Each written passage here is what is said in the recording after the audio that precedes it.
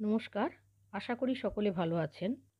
আজ সয়াবিনের একটা নিরামিষ রেসিপি শেয়ার করব, যেটা যে কোনো আমিষ রান্নার চেয়ে স্বাদে কিন্তু কোনো অংশে কম নয়। তাহলে শুরু করছি নিরামিষ সয়াবিন কারি রেসিপি। প্রথমে গ্যাসে একটা পাত্র বসিয়ে তার মধ্যে অল্প জল নিয়েছি, তাতে সামান্য লবণ দিয়ে দিলাম। এবার প্রায় 40 গ্রাম মতো সয়াবিন আমি এই জলের মধ্যে দিয়ে দিলাম। সয়াবিনটাকে একটু ভাপিয়ে নেব। সয়াবিনগুলোকে ভাপানো হয়ে গেলে এগুলোকে জল থেকে তুলে অন্য একটা পাত্রে নিয়ে ঠান্ডা করে নিতে হবে। ঠান্ডা হয়ে গেলে সয়াবিনগুলোর ভেতর থেকে জলটা চেপে বার করে একটা প্লেটের মধ্যে নিয়ে নিলাম। এবার সয়াবিনগুলোকে একটু ম্যারিনেট করব, তাই অন্য একটা পাত্রে নিয়ে নিলাম।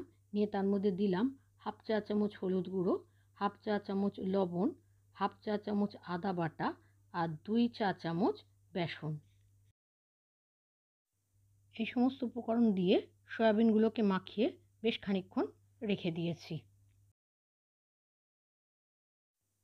এবার একটা মশলার পেস্ট বানাবো, তাই একটা বাটির মধ্যে নিয়ে নিলাম 1 চা চামচ আদা বাটা, 1 চা চামচ জিরে বাটা, হাফ চা চামচ কাঁচা লঙ্কা বাটা, হাফ চা চামচ ধনে গুঁড়ো, হাফ চা চামচ কাশ্মীরি লঙ্কার গুঁড়ো, 1/4 চা চামচ হলুদ গুঁড়ো, আন্দাজ মতো লবণ আমি লাগলে পরে আবার দেব, আর হাফ চা চামচ চিনি।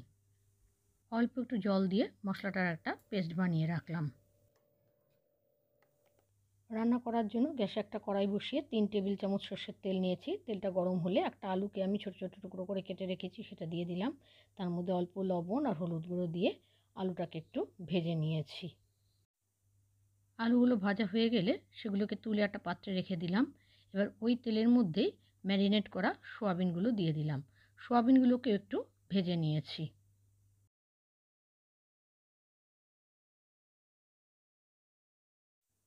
সোয়াবিনগুলোকে ভালোভাবে ভেজে কড়াই থেকে তুলে নিলাম।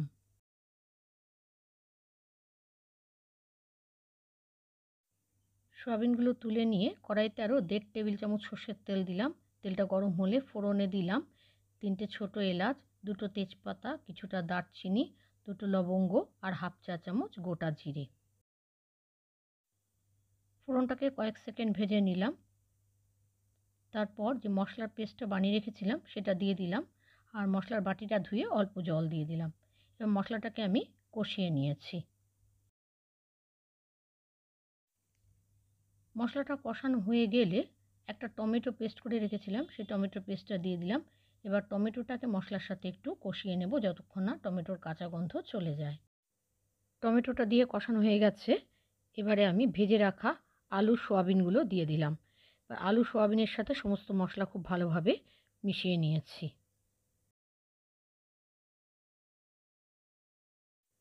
মশলার সাথে আলু সোয়াবিন কষানো হয়ে গেলে খানিকটা জল দিয়ে দিলাম। খুব বেশি জল দেওয়ার প্রয়োজন নেই।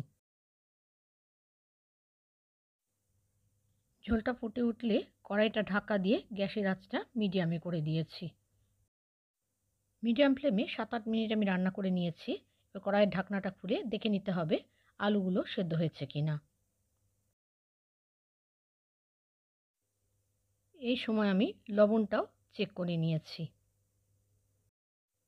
সবশেষে দিয়ে দিলাম 1 চা চামচ ঘি আর 1/4 চা চামচ গরম মশলার গুঁড়ো।